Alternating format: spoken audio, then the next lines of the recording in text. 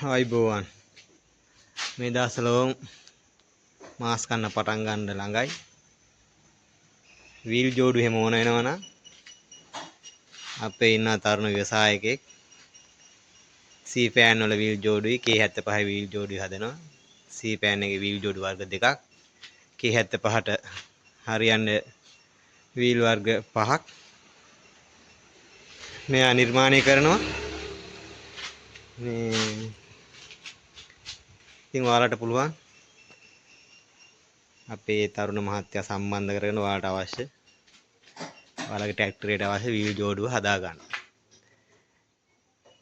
ඉතින් සම්බන්ධ වෙලා ඔයාලගේ අවශ්‍ය කටයුතු කරගන්න කියලා ඉල්ලීමක් කරනවා.